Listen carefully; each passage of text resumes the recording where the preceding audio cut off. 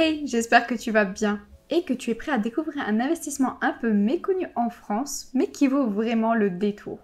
Le crowdlending. Si cette vidéo te plaît, je te présenterai dans la prochaine ma stratégie, combien ça m'a rapporté et les plateformes que j'utilise. Sur ma principale, depuis presque 3 ans et demi que j'ai investi, mon rendement annuel est celui-ci. C'est sur une centaine de projets investis sur la plateforme. Donc ce n'est pas vraiment le fruit de un ou deux jolis coups, c'est la régularité plus qu'autre chose. Et cela sur 3 années, de manière bien plus régulière que la bourse. Je trouve ça super qualitatif. Et à la fin de la vidéo, je te présenterai une petite carotte fiscale légale te permettant de payer presque 2 fois moins que la flat tax sur tes gains. Elle sera possible pour la grande majorité des personnes. Alors qu'est-ce que le crowdlending, alias prêt participatif? Eh bien, c'est tout simplement le fait de prêter de l'argent à des entreprises qui ont besoin de financement sans passer par les banques traditionnelles. Tu peux penser à ça comme une sorte de Tinder financier, où les entreprises font leur profil et toi, en tant qu'investisseur, tu peux swiper vers la droite si tu es intéressé par leur projet. Et comme dans Tinder, tu as le choix. Tu peux prêter de petites sommes à plusieurs projets, ce qui te permet de diversifier ton portefeuille et de limiter les risques. En d'autres termes, c'est comme si tu devenais banquier, mais en mieux habillé et sans cravate.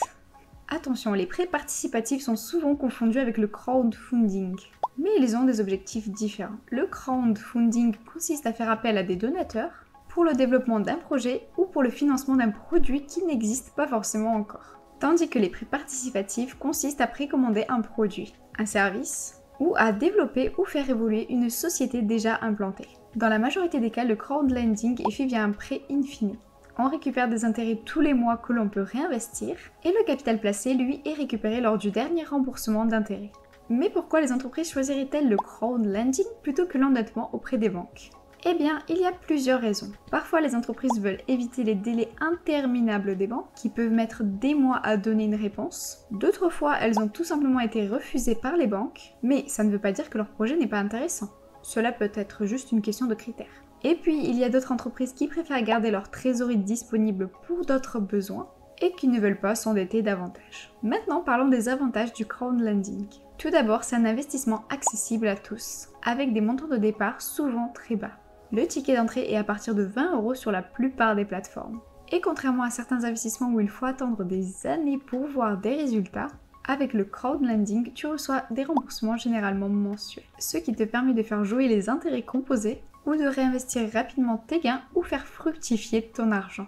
C'est aussi une manière de participer à l'économie réelle, contrairement aux actions qui ont un côté assez spéculatif.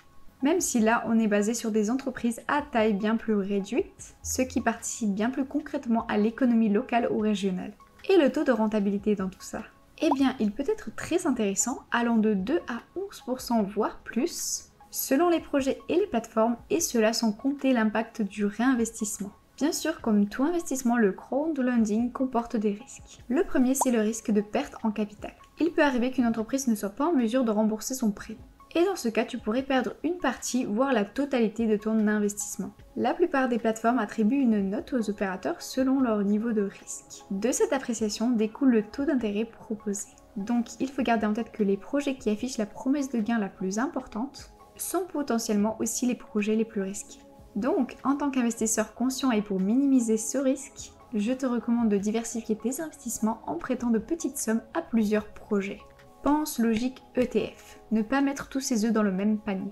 Et n'oublie pas de vérifier la solidité du projet et les garanties mises en place, comme une caution du dirigeant ou une assurance emprunteur. Si jamais finalement cette situation arrive, la plateforme peut engager des procédures de recouvrement pour le compte des prêteurs afin de tenter d'obtenir le remboursement de la créance. Et si elle dispose d'une assurance, elle peut alors être activée pour indemniser les investisseurs. En tout état de cause, le risque de perdre le capital investi dans le projet est bien réel. Cependant, bonne nouvelle, afin de renforcer la protection des prêteurs sur les plateformes de crowdlending, depuis le 1er janvier 2016, les éventuelles pertes en capital deviennent déductibles des intérêts des autres prêts participatifs. C'est-à-dire que le montant du capital qui n'a pas été remboursé ni par l'entreprise ni par une quelconque assurance peut être déduit des gains de crowdlending perçus au cours de la même année ou lors des 5 années suivantes. Cette déduction ne concerne toutefois que la partie fiscale, donc l'impôt sur le revenu, et n'est pas applicable aux prélèvements sociaux qui restent toujours dus. Le deuxième risque, c'est le risque d'illiquidité. En d'autres termes, ton argent est bloqué pendant la durée du prêt, et tu ne peux récupérer qu'une partie chaque mois. Donc si tu as besoin de la totalité de ton argent rapidement, le crowdlending n'est peut-être pas la meilleure option pour toi. Pense-y avant de te lancer. Mais peu importe l'investissement, il est recommandé et à juste titre d'avoir une épargne de précaution correspondant non pas à 6 mois de dépenses, mais plutôt à 6 mois de revenus. Maintenant parlons un peu fiscalité. Les intérêts que tu perçois grâce au crowdlending sont soumis à la flat tax de 30%. Cependant, il existe aussi une option pour être imposé au barème progressif de l'impôt sur le revenu. Dans certains cas spécifiques, cela peut être intéressant. Exemple avec une TMI de 0 à 11%. Les plateformes de crowdlending mettent généralement à ta disposition un imprimé fiscal unique pour faciliter ta déclaration d'impôt, mais attention, il est important d'être prudent lors de cette déclaration. Les chiffres fournis par les plateformes peuvent parfois être incomplets ou incorrects. Alors n'hésite pas à créer ton propre fichier Excel pour suivre tes investissements et utilise les formulaires fiscaux uniques comme preuve en cas de contrôle fiscal.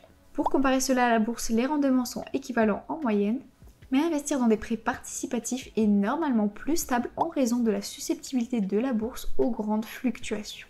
Après, on manque de données sur le crowdlending sur des périodes de grosses crises économiques. Autre avantage, en crowdlending, le rendement est connu depuis le début. Là en bourse, on peut faire face à plusieurs aléas comme les crises telles que la décennie perdue. En ce sens, le crowdlending est plus stable et sécuritaire d'une certaine manière. Mon objectif est que le crowdlending soit déjà un revenu récurrent, mais surtout une poche de cash disponible pour les grosses baisses en bourse. Je parle de baisses qu'il y a seulement 1 ou 2 fois par décennie statistiquement. Mais comme en bourse, il ne faut pas faire l'impasse sur la diversification qui est primordiale. Comme on utilise un ETF en bourse, on applique le même principe d'investissement, de petites sommes dans plusieurs dizaines de projets. Le moment de la carotte fiscale est venu. La flat tax est composée de 12,8% d'impôts sur le revenu et 17,2% de prélèvements sociaux.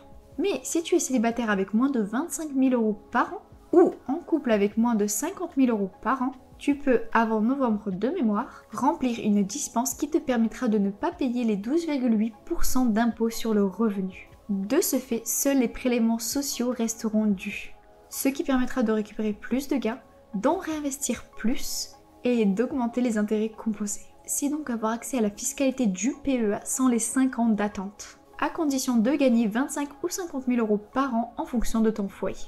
Incroyable ou pas ça? On réinvestit en payant 2 fois moins d'impôts. C'est donc une manière simple de maximiser le rendement. En résumé, chaque investissement a ses particularités.